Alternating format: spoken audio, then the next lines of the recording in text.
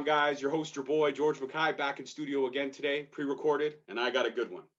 I got a man much like myself, someone I admire, someone I hold very dear to my heart in terms of the interviewing world. He is a four-time Emmy winner, YouTube personality, Fox affiliate, all kinds of craziness. Please help me welcome to the show, Chris Van Vliet. George, thank you so much for having me on. Oh, dude, thank you so much. Like I said before we recorded, thank you so much for taking the time out for me.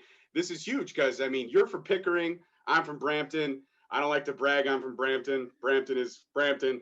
But, I mean, it's just a huge honor to have a fellow Canadian like you on the show and somebody who kind of mirrors my own path. Well, man, there's nothing wrong with Brampton. You should be owning Brampton.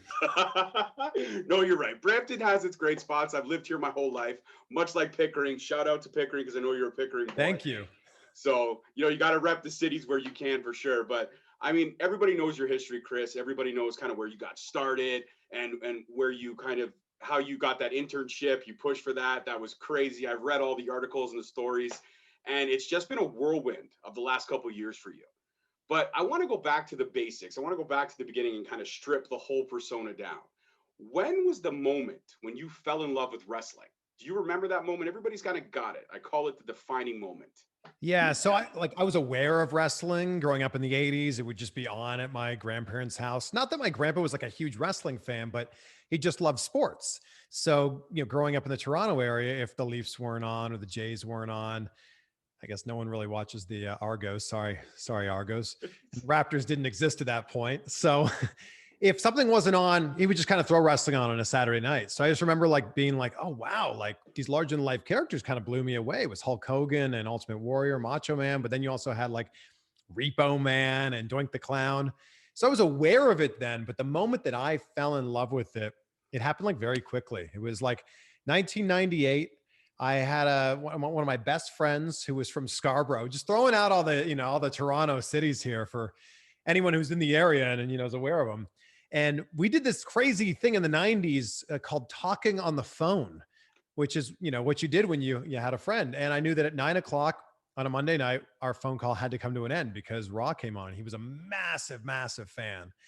And I remember saying, look, I'll stay on with you till like the first commercial break and we'll just kind of see what this is all about. And I just remember being like, this is not the wrestling I grew up watching. Like, this is so much different. And I loved it. It was Austin versus McMahon. And that was the real storyline that sucked me in. And then from that point on, it was Raw / Nitro every Monday. And then I watched everything. I watched ECW and I watched Metal and Jacked and Heat and the pay-per-views. I remember going to see my first pay-per-view was WrestleMania 2000. Was like I actually had paid and like went to someone's house and we all throw in some money and everybody pays a little bit for the pay-per-view and then pays for the pizza. And that was it. I was all the way in from there. Wow, that's crazy. You know what? I mean, if you go back through eras and you go back through everybody that I've interviewed, they always pinpoint kind of like the younger guys like us, the Attitude Era. But there's a lot of the older cats that pinpoint, falling in love with the 70s and the 80s and stuff like that. But you were kind of translucent. You were there a little bit in the 80s with your grandparents, but then you fell in love with it when it exploded and wrestling was pop culture. I mean, if you weren't a wrestling fan in the 90s, you were probably the lamest kid in school. If you didn't know who Stone Cold Steve Austin was, if you didn't know who McMahon was, you were that kid that everybody was like, no, don't talk to that guy. Yeah, if you didn't know what two words were, if I had two words for you and you didn't know the end of that sentence, you were a total nerd. The other cool thing about wrestling is it's kind of like that scene from Step Brothers where it's like, when you see a kid in the hall of your high school wearing an Austin 316 shirt or a DX shirt, you're like, hold on, did we just become best friends? Yep, 100%. I have some of my lifelong friends that I have now. We're wrestling fans. We grew up watching it together. Same thing with the pay-per-view. I remember my one buddy had the illegal black box. I don't know if I can announce that, but I'm going to announce it. He had the illegal black box, and you could get everything. And the best was when it got zapped, you could still kind of make out the imagery. While his dad was kind of rebooting it and figuring it out, you could still make out some of the imagery. So I remember some pay-per-views seeing about 40, 50% of it, some seeing the full 100. It just depended on the luck of the draw with the box, for sure. We all had a friend who had the illegal box. And it would always get zapped right before a big event. Yeah, it was horrible. it was like they knew, and of course they did. Yeah, they knew. They wanted to make sure we all suffered, but at the end of the day, we soldiered on, and now we have the WWE Network and stuff like that for a very reasonable price of $13 or $14 a month. depending Yeah, on. it's $9.99 here in America. Oh, lucky bastards. We get it, we get it down here. We get the Canadian exchange rate, right? So I pay like 15.75 after taxes. So it's fine. Oh, It's okay. It's okay. HST. Yeah. I tell you, our government. But the one thing we share in common is that both of our political leaders are complete buffoons. We Well, have Trudeau, you have Trump. It's horrible. It's I horrible. just I just say none of that really affects my day-to-day life, so I don't even look at it. I don't even care. I'm right with you on that. So COVID has kind of steamrolled and stopped everything. But for people like us, it's kind of been a blessing in disguise because, well, you have a lot more connections in the world than I do. But I've been able to get a lot of great talent because their schedules have freed up.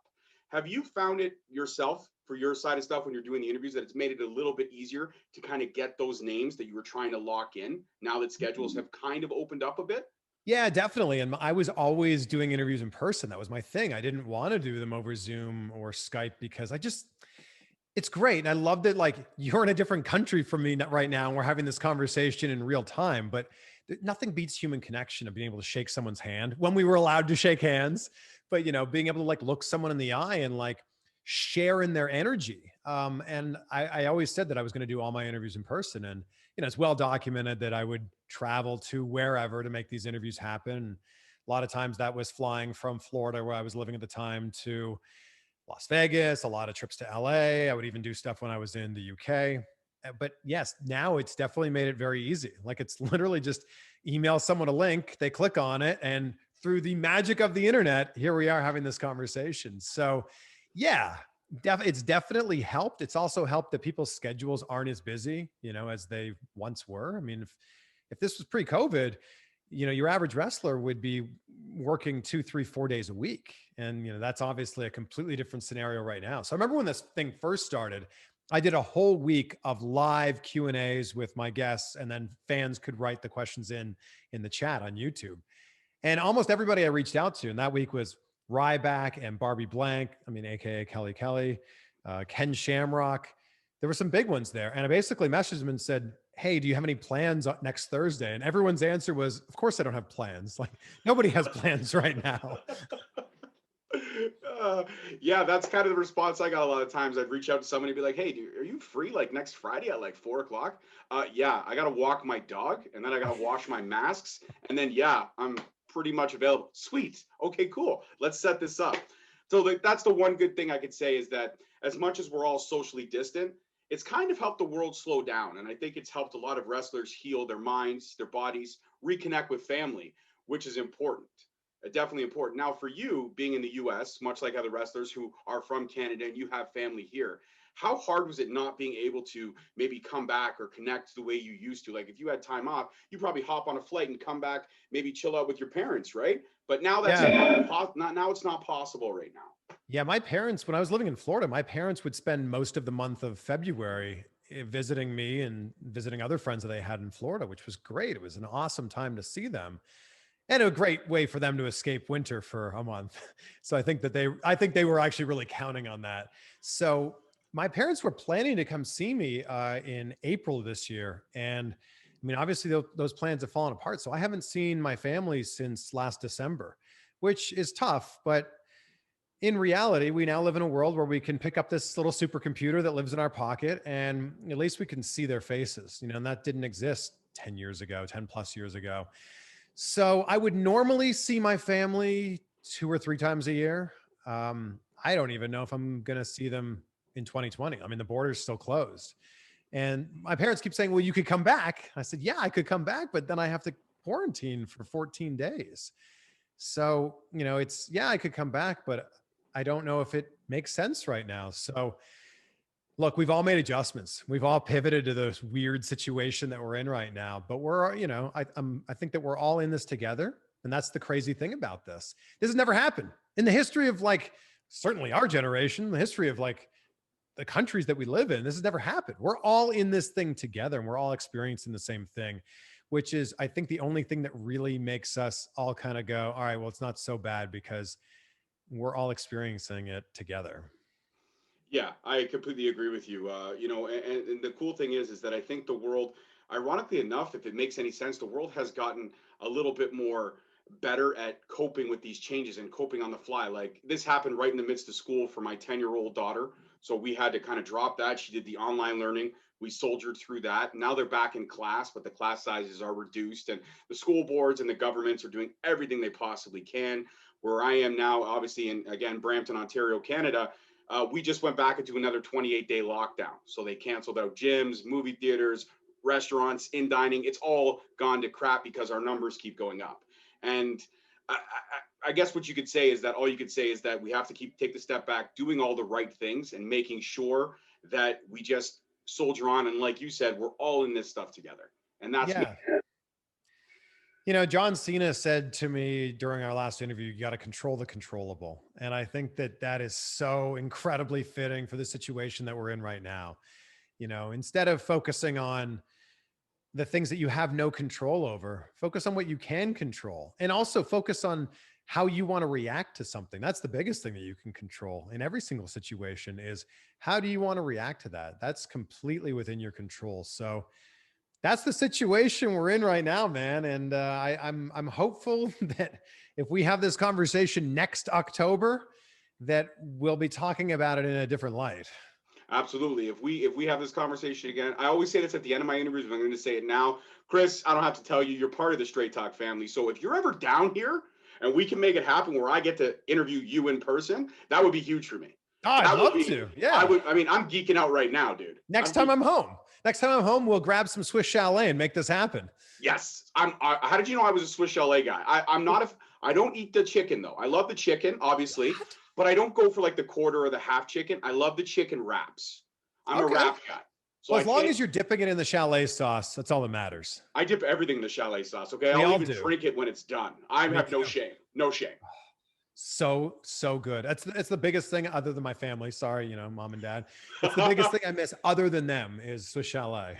Oh man. Well, you know what? I'll have to skip the dishes some to you. It's gonna be a really expensive bill, so you might have to meet me halfway, but I'll skip the dishes to you for sure, for sure. In terms of all the interviews you've done, and I could spend the next half an hour of this interview just listing everyone you've interviewed. It's been crazy. Jake the Snake, Gang Grill, most recently the MMA gentleman. His name is escaping my mind. You just Ariel Hawani. there, Yeah. Hawani. Fantastic interview. I actually just watched it. Just finished watching it before, Oh, thank you. and it was great. I mean, every interview you do is great. You approach it from the fan perspective, much like myself, which I think really makes that personal touch come through in so many ways. But it's not just the wrestling, man. You've interviewed celebrities. I mean, you've been flipped off by Dwayne "The Rock" Johnson at the Ballers premiere. I mean, that's probably one of my favorite. I'm not gonna lie, when he's just right beside you, middle finger. It's great. Yeah. It's great.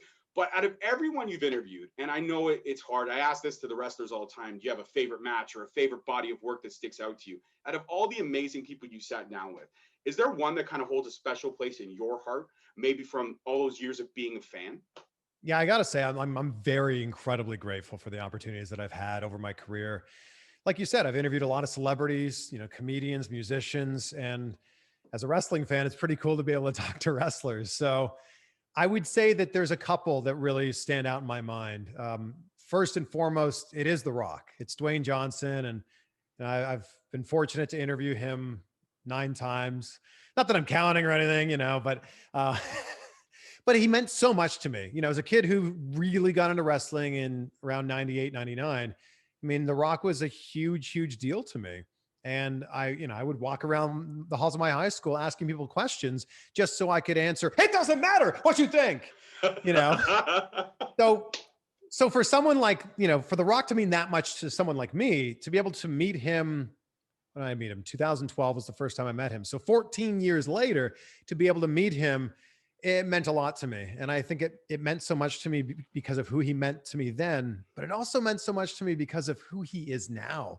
And he's very self-aware that he's the biggest star in the world. And he makes the moment special for you. Instead of just going through the motions of having an interview, he makes the moment special for you. He involves you in the moment. And he's smart and he's funny and he's incredibly charismatic, but you definitely walk away with a feeling. I don't specifically remember everything we've talked about, but I definitely remember that feeling every single time. And it's that Mother Teresa quote. It's the, you know, people won't remember what you said or what you did, but they'll remember how you made them feel.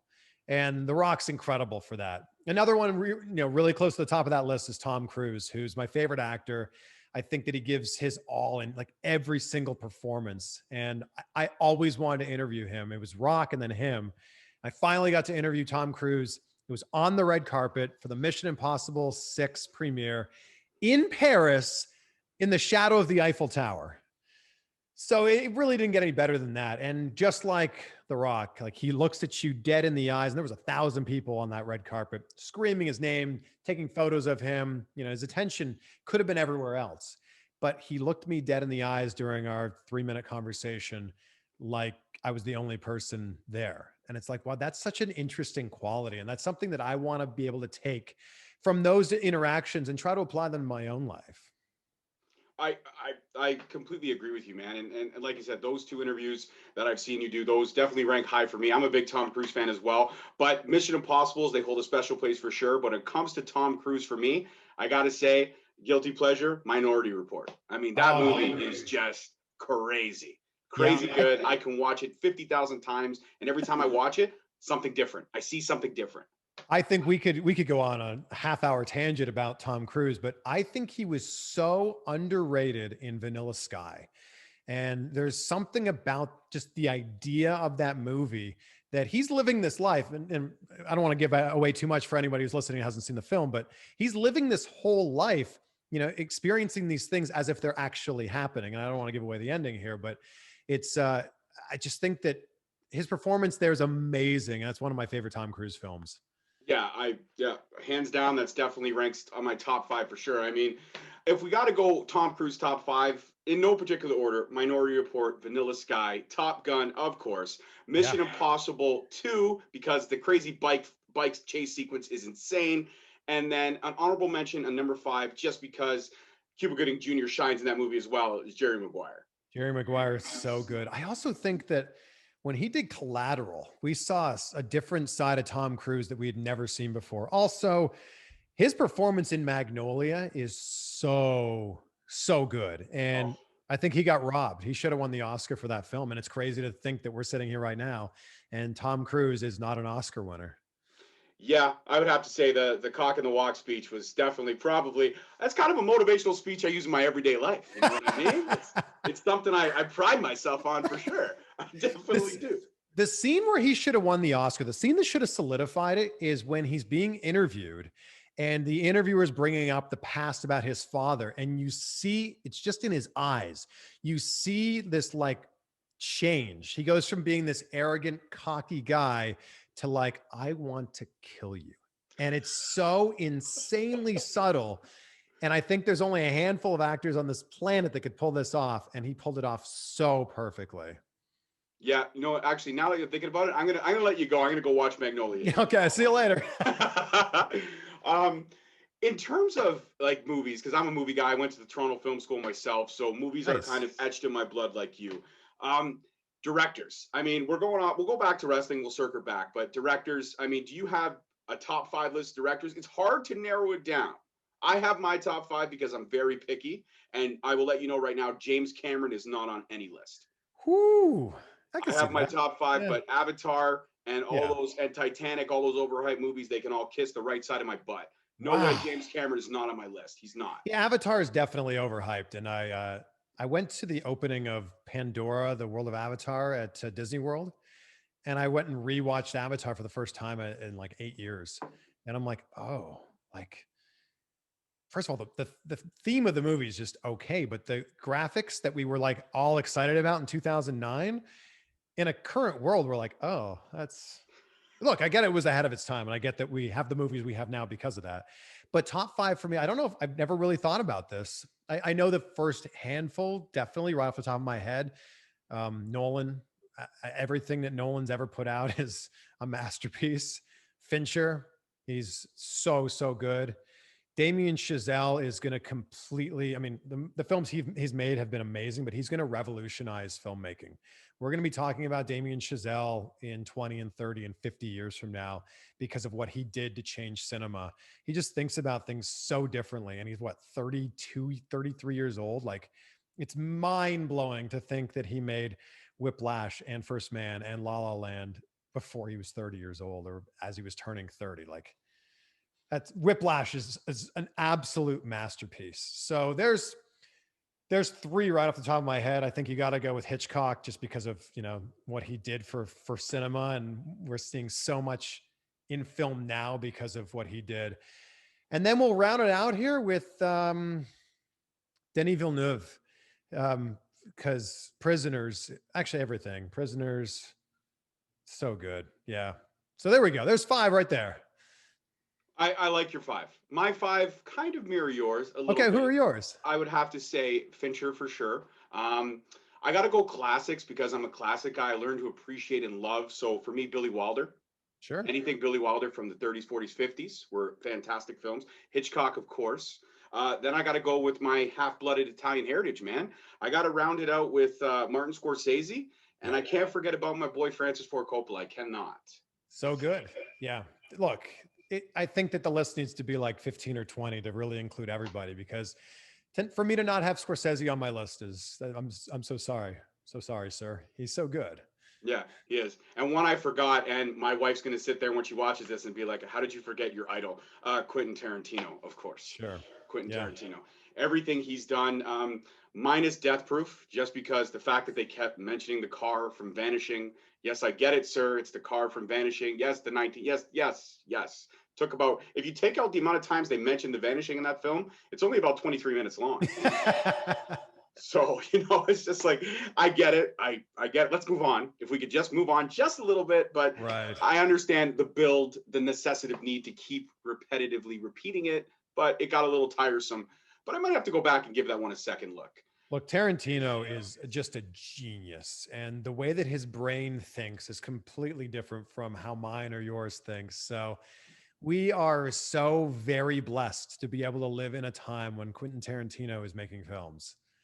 Right. Well, one more to go, possibly, because he said 10 and he was done. We're at 9 now. So I don't know. I don't know. Yeah, I don't know either. There's a lot of crazy stuff that's been put on hold, and I miss most of it. Like my 11-year-old daughter now. Sorry, her birthday was actually yesterday, so my 11-year-old daughter, officially now 11, she just got into Stranger Things a little bit of time ago. Okay, yeah. So we showed her that, and she fell in love with it. She's obsessed with 11 now. She wants to be 11. She just made me watch Enola Holmes, which is another Netflix film. Yeah. She's just obsessed with Millie Bobby Brown. So I want to talk TV for a second because we've talked film and stuff. And that's what a lot of people have been doing now is been watching crazy amounts of stuff when they're not busy. So what has Chris Van Vliet been binge watching? What's on your continue watching list on Netflix? By the way, we both forgot to say Steven Spielberg, who. Oh my God, we suck. We're going to get raked over the coals for this. We're going to get so many people are going to say, are you guys serious right now? Yes. Wow. You put down Denis Villeneuve on there instead of Spielberg?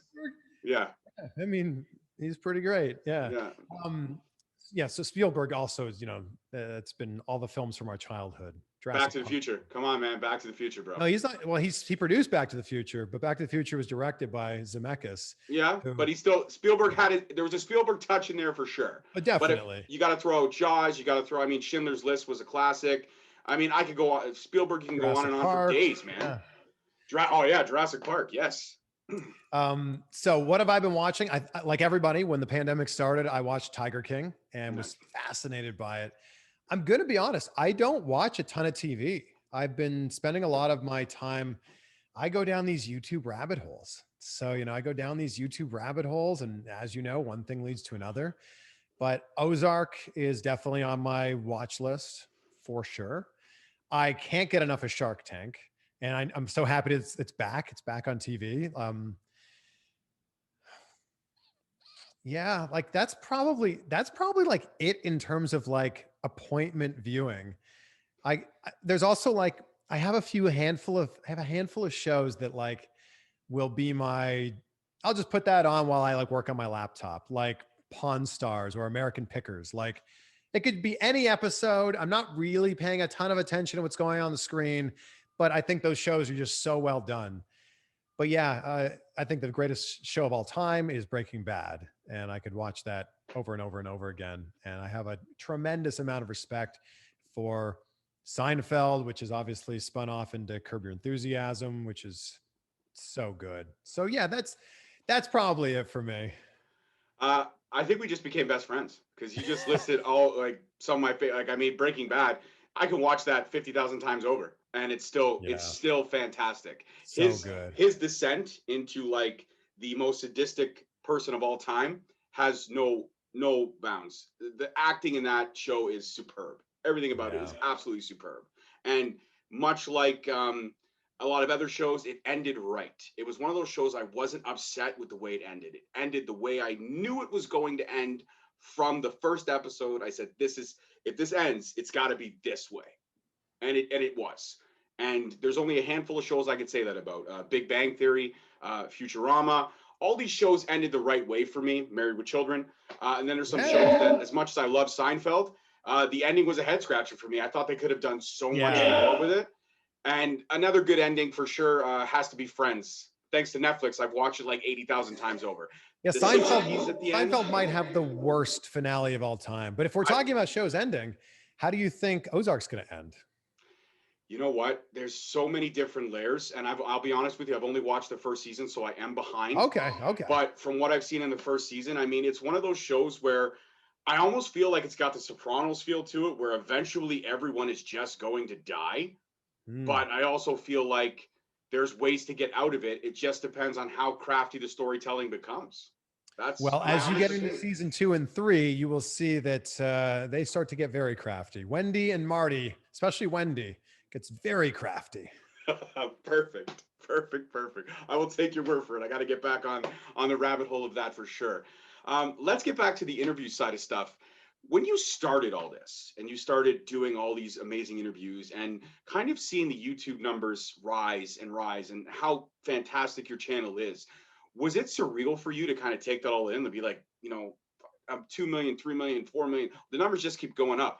Was it crazy for you to think, wow, all these people are paying attention to me? Yeah, I mean this happened as an accident. I started a YouTube channel because I just wanted a place for these interviews to live. So the backstory is I was doing interviews for the TV stations that I was working for, interviewing celebrities and musicians and comedians, and I was just like, it started off by me going, "Do you think I can interview a wrestler?" And my boss going, "Yeah, yeah, sure. Like we've had wrestlers on before." And I was like, "Oh my God, like I get to interview wrestlers and get paid? Like this is crazy." So I would ask them questions that I knew we could use on TV, but I'd also ask them questions that I wanted to know the answer to as a fan. And we would air 20, 30 seconds on TV. And then the rest of the interview, 10, 15, 20 minutes, would just never be seen. And I thought, I got to put this online. And it was actually seeing Ariel Hawani's interviews online and also way back in the day, Arda Okal, who ended up becoming Kyle Edwards in WWE, another Toronto guy. He was when he was working for the Score, he was putting up these raw interviews on YouTube, and I was just like, I should start putting mine up just so that like there's a place for it to live. And I remember very specifically, I interviewed The Miz before he threw out the first pitch in Cleveland when I was working in Cleveland. He threw out the first pitch of the Indians game. We did like a quick 3-4 minute interview, but there were a few nuggets in there that he had never said before in an interview. So I threw this up on my YouTube channel, didn't really think anything of it. Woke up the next day and there were 6,000 views in this video. And I'm like, that's crazy. I had like 30 subscribers at the time. Then I woke up the day after that and there were 36,000 views. I'm like, wow, like this is like we're onto something here. And that's when I realized that it was getting picked up by dirt sheets. It was getting picked up by blogs and message boards. And I'm like, well, like other people are enjoying this like I am. And it wasn't till probably 2018 that I started going out of my way to start doing these interviews. I was just doing them whenever wrestlers were in town or whenever, if I was at WrestleMania, I'd try to do one or two at Access. And then in 2018, I'm like, what if I started like going to indie shows and like doing interviews while I was there? What if I was living in Florida? What if I drove to Orlando? Thousands of wrestlers live in Orlando. What if I started doing that? And that's when I really started to gain some momentum. And I think what was so crazy to me was when I started to calculate the numbers in my head, more people were watching these YouTube videos that I was shooting on my iPhone than were seeing me on TV hosting this TV show on the Fox affiliate in Miami. And it was just like, I was trying to like wrap my head around the fact that like the old world of media and the new world of media were like merging. And now the new world's kind of taking over because on the internet, there's no boundaries. Anyone can watch this. They can watch it as many times as they want. They can live in any country and watch this. And that was what was so surreal to me. That was what was crazy, was seeing interviews getting millions and millions of views, and knowing that it was all being done within a vacuum. Like, it's so weird to sit in a hotel room with one person, and oftentimes my phone sitting there on a tripod. It's just us two in a room. And it's crazy to think that millions of people would see that. Yeah, no, for sure. I completely agree with everything you're saying, and it's crazy. It's the whirlwind that's happened. But one thing I love about the interviews, and to say this again, is that you say it from a fan's perspective. You even mentioned it just before in that segment, just on that question you answered, that you asked the questions you wanted to know as a fan. So I got to ask this question because I'm a fan of you. When you've asked one of these questions, has there ever been a wrestler that's kind of said, I can't answer that, or I'm not going to answer that, or I don't know how to answer that? Has there ever been a question that you didn't get the answer to that you were looking for? Yeah, many times. Like, and they don't want to break kayfabe, and I get it, and I have a tremendous amount of respect for that. But I remember asking the Miz, and when did we do this interview? 7 years ago. I said, when did you find out you were going to cash in the Money in the Bank? And he goes, oh, like right at that moment, like, right, like when I went out to the ring. I'm like, Mike, come on, like, at what point did they tell you that that was going to happen? Oh, right then, like when I cashed it in. All right, like, I get it, I get what you're doing here, but I wanted, and I get that he was protecting it, and that makes perfect sense, and I have a lot of respect for that. But I just wanted him to, tell me like, oh yeah, they came up to me 3 weeks before and said, here's the plan, and you're going to have the belt for this long. The other one was, I asked Big Show about the collapsing ring. That's a question I think we've all wondered. Yep. And he was just like, I can't tell you the answer to that. And I'm like, come on, it's just me and you. He's like, I can't tell you. So yeah, I mean, it happens frequently. I've been fortunate that I haven't like asked a question where someone's got pissed off.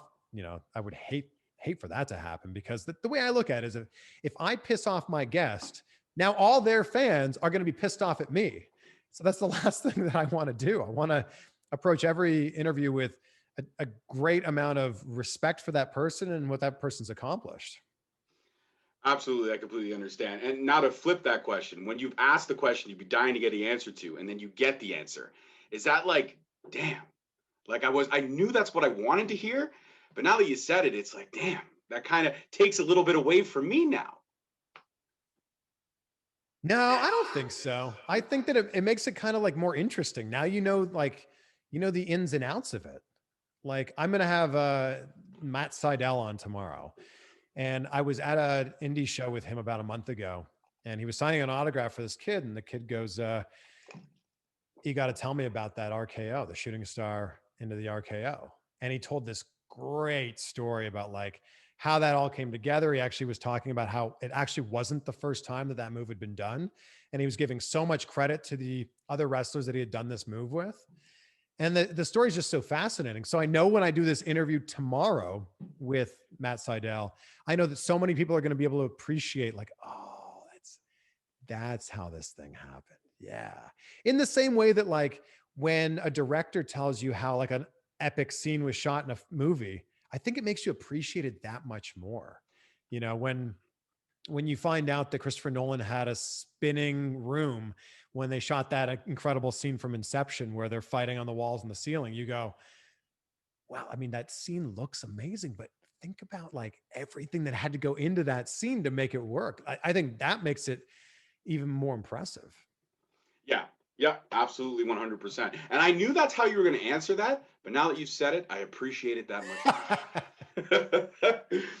So before we go, I got to play a game with you because now you've lived in the States for so long. There may be some things about Canada that you're missing. Oh, So I wanted probably. to, what do you prefer type thing? For example, the Ooh. first question would be a McDonald's coffee or Tim Hortons coffee?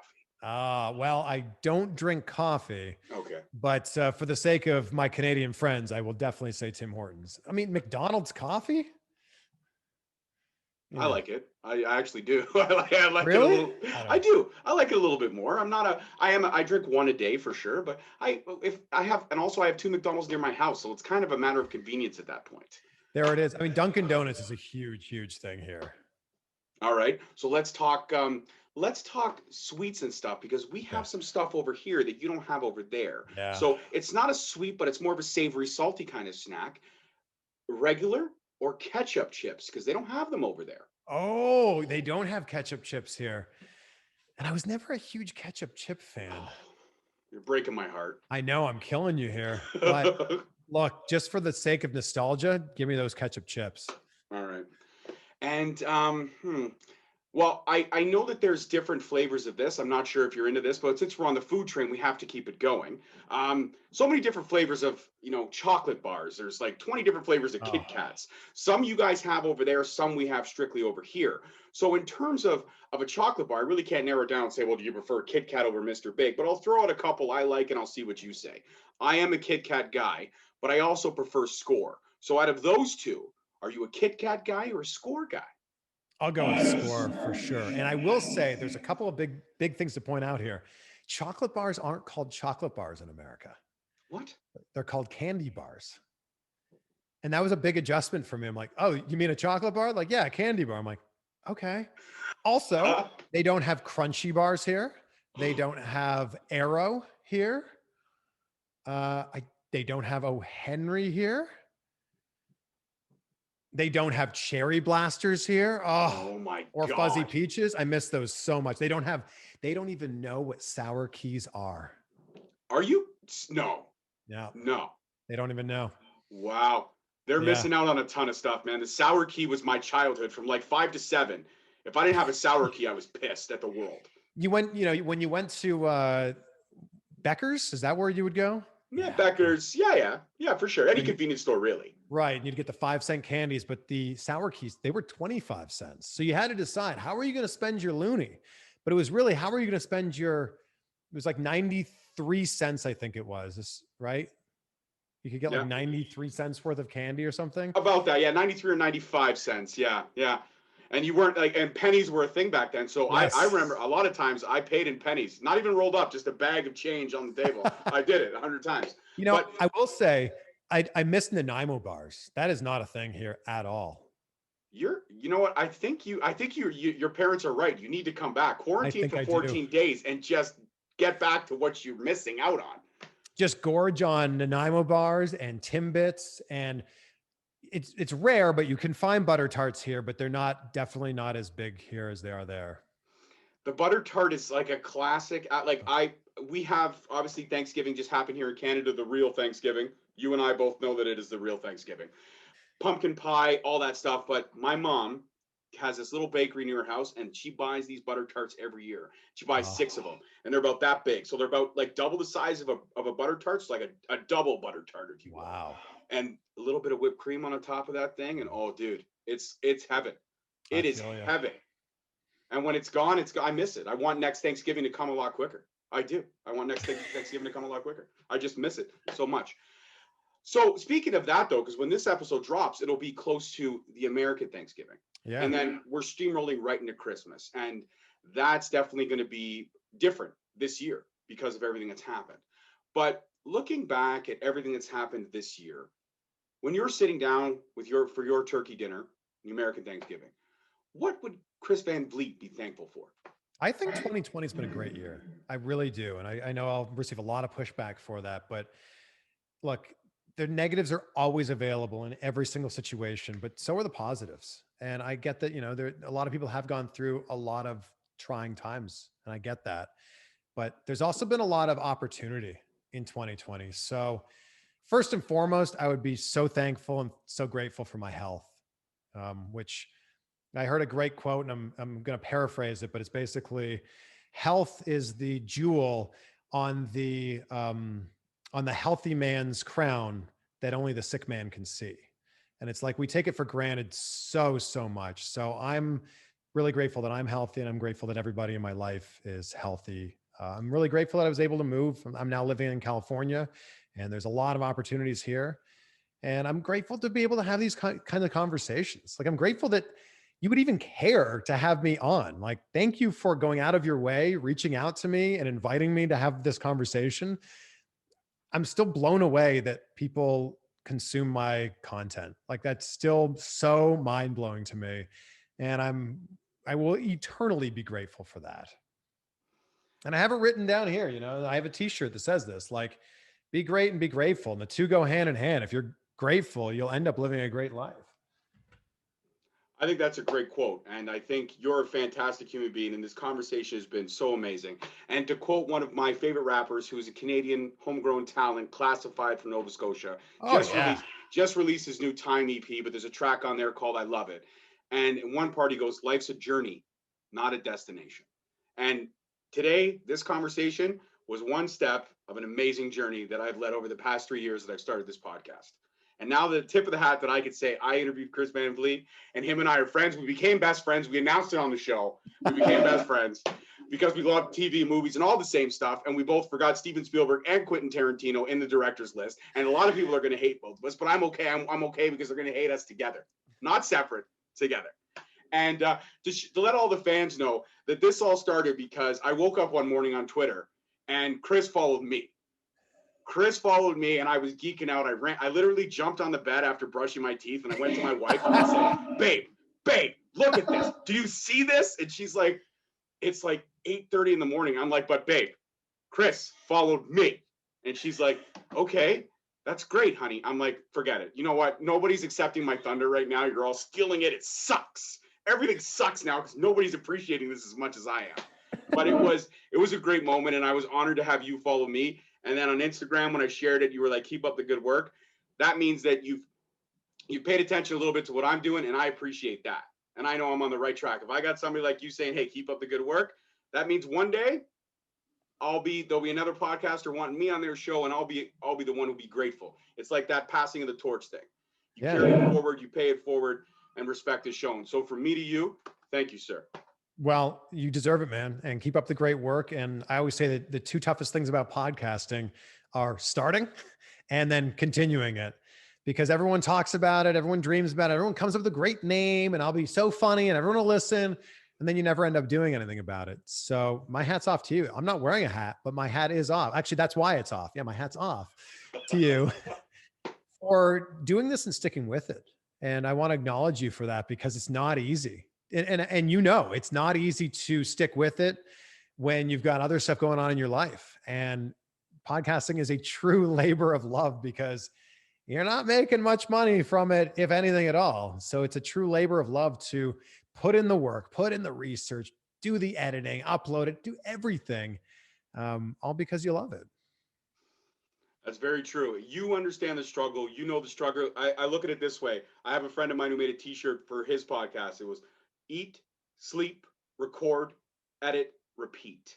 That's it. That's literally a podcaster's life. Yep. We know that. Now the rest of the world knows that. Chris Van Vliet, before you go, like I said, you are officially a member of the Straight Talk family. Anytime you want to come back on the show, I would be absolutely honored to have you. And if anyone is stupid enough to not be paying attention to you, where can they find you on the wonderful world of social media? Well, you can find my podcast wherever you're listening to this podcast, The Chris Van Vliet Show. And it's just at Chris Van Vliet on every social media. So drop a follow, say hello, so I can say hello back to you. He does. He really does, guys. He communicates. I messaged him. He got back to me right away. I geeked out a little bit there, too. I can say that now. It's okay. It's okay. All right. Well, guys, as always, I'm your host, your boy. Thank you so much for listening. Don't forget to follow the socials to find out who next week's guest is. I won't tell any of you because you have to follow the socials. But if Chris wants to know, I'll tell Chris off air. And please. Chris, again, I was honored to have you on the show. Thank you so much. Stay safe and healthy over there. And I'm going to hold you to it. When the borders open up and you come home, you're going to call me, you're going to text me, and we're going to do this one face-to-face. And I'm going to go get myself a quarter chicken white. Can't wait. The Skip the Dishes is coming. I just got to save up a couple $1,000s. It is on its way. I promise you. All right, my man. You take care. Enjoy the rest of your day. All right. Thanks, brother. All right. Bye-bye. Thank you for listening. Tune in next week for another episode on Spreaker, Stitcher, Spotify, iTunes, Google Play, and iHeartRadio. Also follow us on Facebook at Straight Talk Wrestling, on Instagram at Straight Talk Wrestling, and on Twitter at _Straight Talk. And for all our merchandise, you can search us on ProWrestlingTees.com.